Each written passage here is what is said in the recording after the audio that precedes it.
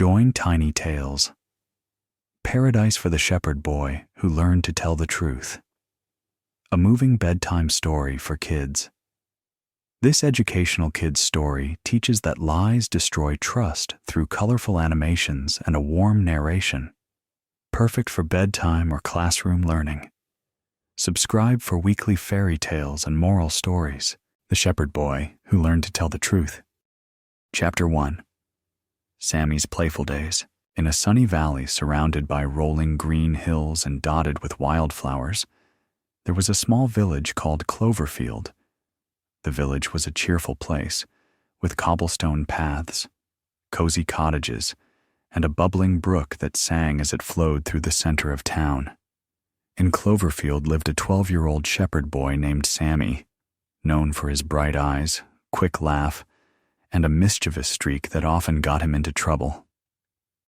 Sammy's job was to tend the village's flock of sheep, a fluffy group of 20 woolly creatures that grazed in the meadows just outside Cloverfield. Every morning, Sammy would lead the sheep to a grassy hill, his trusty wooden staff in hand and his dog, Rusty, trotting beside him. Rusty was a scruffy, loyal sheepdog with a wagging tail and a bark that could wake the whole village. Together, they kept the sheep safe, guiding them to the best patches of clover and making sure they didn't wander too far. Sammy loved his job, but he also loved having fun. And in Sammy's mind, fun often meant playing tricks. His favorite trick was shouting, "Wolf, wolf," when there was no wolf in sight. The first time he did it, he was sitting on a rock, watching the sheep munch grass. He was bored, and the village was quiet. So he cupped his hands around his mouth and yelled, "Help a wolf, it's after the sheep." The villagers dropped everything. Farmers left their plows, bakers abandoned their ovens, and children stopped their games to race up the hill. When they arrived, panting and worried, they found Sammy rolling on the ground, laughing. "Got you," he giggled. "There's no wolf, I just wanted to see you run." The villagers shook their heads, some chuckling, others grumbling.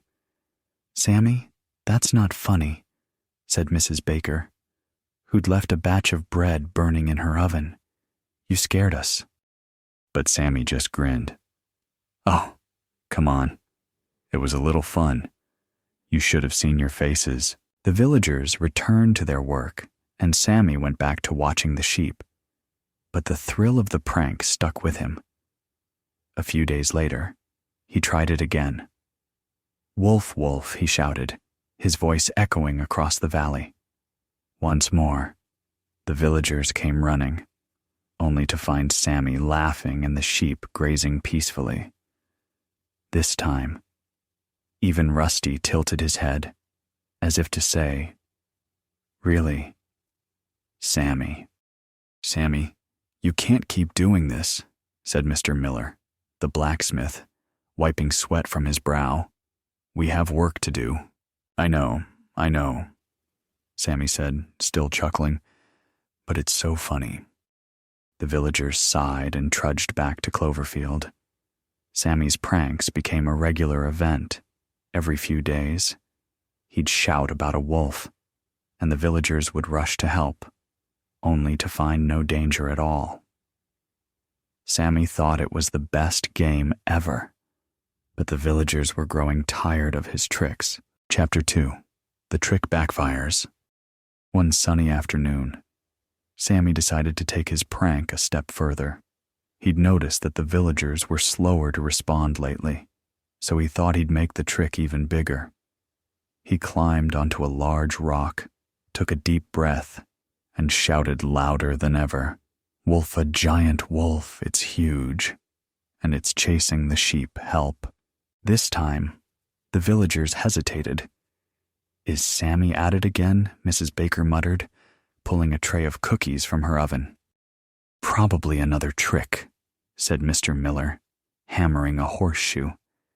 But the children, always eager for excitement, convinced the adults to check. What if there really is a wolf, they asked. So, the villagers grabbed their pitchforks and brooms and hurried up the hill. When they arrived, they found Sammy doubled over with laughter, pointing at them.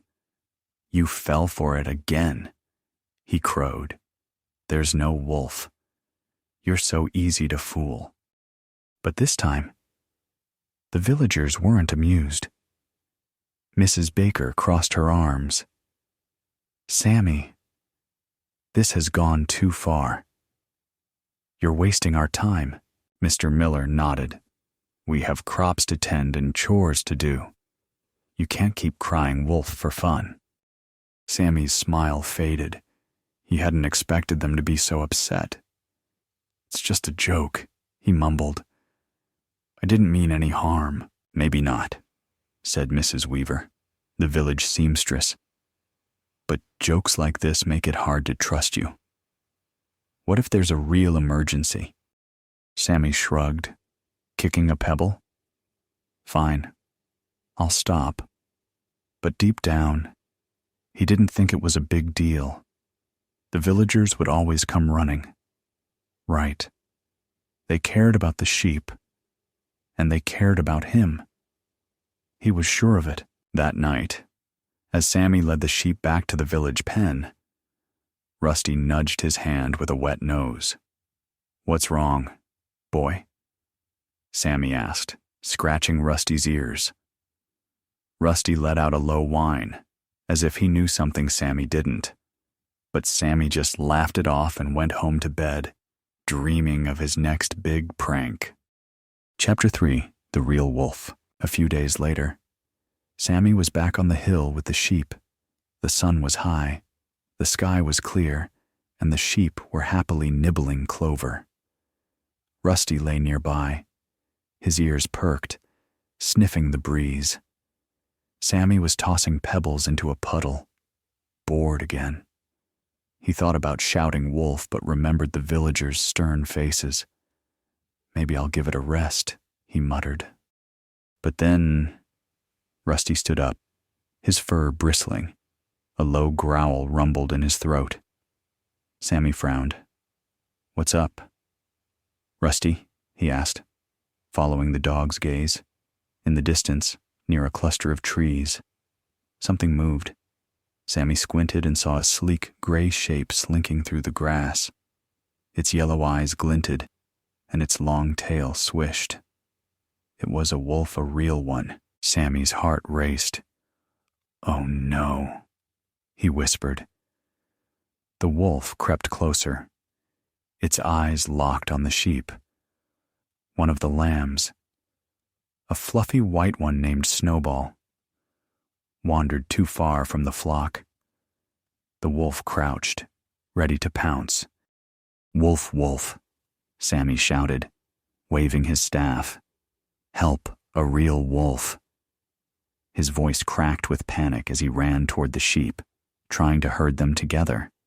Rusty barked furiously, darting toward the wolf to keep it at bay. Sammy kept shouting, "Help, please." It's a real wolf this time. But down in Cloverfield, the villagers heard his cries and shook their heads. "Another trick," Mr. Miller said, not even looking up from his anvil. "He's probably laughing up there right now," Mrs. Baker said, kneading dough. The children wanted to go check, but their parents stopped them. "We've run up that hill too many times," Mrs. Weaver said. "Sammy needs to learn his lesson." Up on the hill, Sammy was alone. Rusty barked and snapped, trying to scare the wolf, but the wolf was too quick. It lunged at Snowball, and though Sammy waved his staff and shouted, the wolf grabbed the lamb and ran off into the trees. Before Sammy could catch his breath, the wolf returned, snatching 2 more sheep. Rusty chased after it, but the wolf was gone, disappearing into the forest with its prize. Sammy fell to his knees, tears streaming down his face. The remaining sheep huddled together, bleeding in fear. Rusty returned, panting, and licked Sammy's hand, but it didn't help. I tried to tell them. Sammy sobbed. Why didn't they come? Chapter 4. A Village's Comfort. When Sammy led the remaining sheep back to Cloverfield that evening, the villagers noticed something was wrong. The flock was smaller, and Sammy's face was streaked with tears. Rusty's tail drooped, and he stayed close to his master's side. Sammy? What happened? Baker asked, rushing over. Sammy could barely speak through his sobs. A wolf, a real wolf came. I shouted for help, but no one came. It took Snowball and 2 others. They're gone. The villagers gathered around, their faces filled with worry.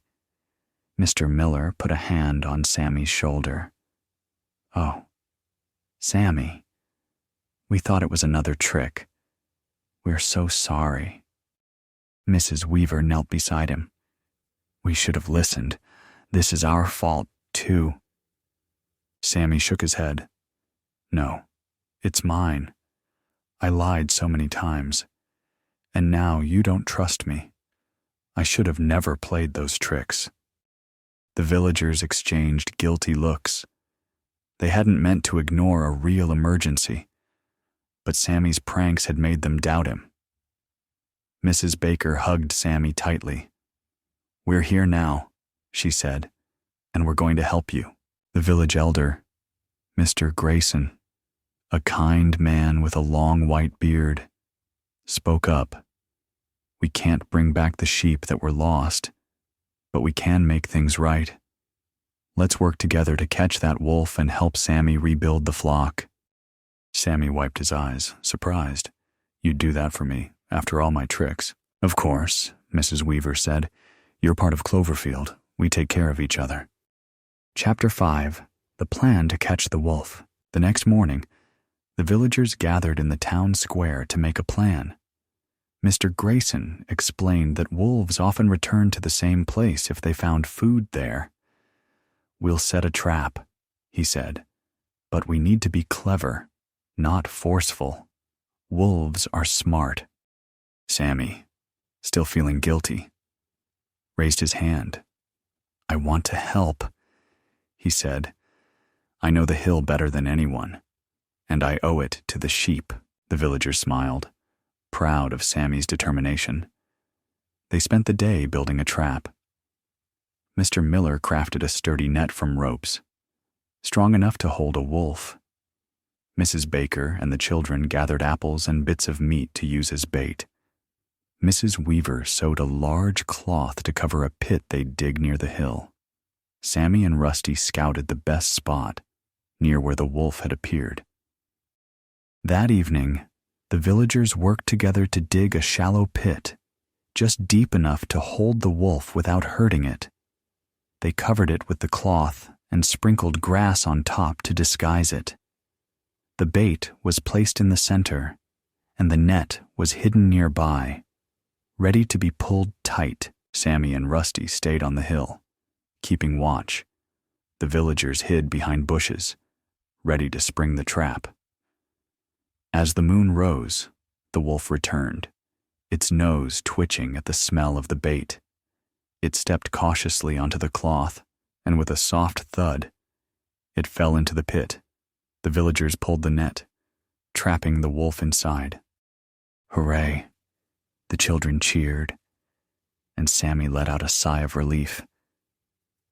The wolf wasn't hurt, just stuck. Mr. Grayson called a local animal keeper, who arrived to take the wolf to a forest far away, where it could live safely without bothering anyone. Chapter 6. Rebuilding the Flock. With the wolf gone. The villagers turned their attention to helping Sammy. The sheep were important to Cloverfield. They provided wool for clothes and blankets, and their loss was felt by everyone. The villagers decided to hold a festival to raise money for new sheep. Mrs. Baker baked dozens of cookies and pies. Mr. Miller made toy horseshoes for the children to play with. Mrs. Weaver sewed colorful scarves to sell. Sammy felt a bit shy, but he wanted to contribute, too. He decided to carve small wooden sheep from sticks, painting them with bright colors. The children loved them, and soon, Sammy's little carvings were a hit at the festival. The festival was a success. People from neighboring villages came, buying treats, playing games, and dancing to music. By the end of the day, they'd raised enough money to buy 3 new sheep for Sammy's flock. The villagers also pitched in some of their own savings, and soon, the flock was almost as big as before. Sammy couldn't stop smiling as he led the new sheep to the hill. "Thank you, everyone," he said, his voice thick with emotion. "I don't deserve this after what I did." Mr. Grayson patted Sammy's shoulder. "Everyone makes mistakes. Sammy," he said kindly, "what matters is that you learn from them, and we can see you've learned a lot." Sammy nodded, his eyes shining with gratitude. "I promise I'll never lie again," he said, "and I'll always help anyone who needs it, just like you all helped me." The villagers cheered, and Rusty barked happily, chasing his tail in circles.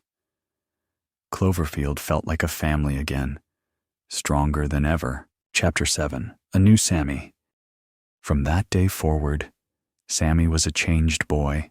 He still loved to laugh and have fun, but he never played tricks that could hurt anyone's trust.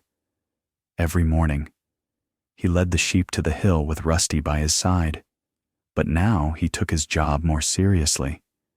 He checked every bush for danger, counted the sheep twice to make sure none wandered off, and even started teaching Rusty new tricks to help herd the flock. Sammy also began helping around Cloverfield. He carried baskets of apples for Mrs. Baker, swept the workshop for Mr. Miller, and helped Mrs. Weaver thread needles for her sewing. The villagers noticed the change and smiled whenever Sammy offered a hand. "You're growing up, Sammy," Mrs. Baker said one day, handing him a warm cookie. "We're proud of you." Sammy's heart swelled every time he heard those words. He realized that helping others wasn't just about doing chores. It was about building trust and making the village a better place. He also learned the importance of telling the truth. His cries of wolf had caused so much trouble, but they'd taught him a lesson he'd never forget. Lies might seem fun in the moment, but they could break the trust that held people together. One evening, as the sun set over the valley, painting the sky in shades of pink and gold, Sammy sat on his favorite rock, watching the sheep graze. Rusty lay beside him, chewing on a stick. Sammy thought about the wolf, the lost sheep, and the way the village had come together to help him. He felt a warmth in his chest, knowing he was part of something special. "I'll always tell the truth, Rusty," he said, scratching the dog's ears. "And I'll always be there for Cloverfield, just like they were there for me." Rusty wagged his tail, as if agreeing. The sheep bleated softly, and the valley hummed with the quiet joy of a lesson learned and a community united. The end.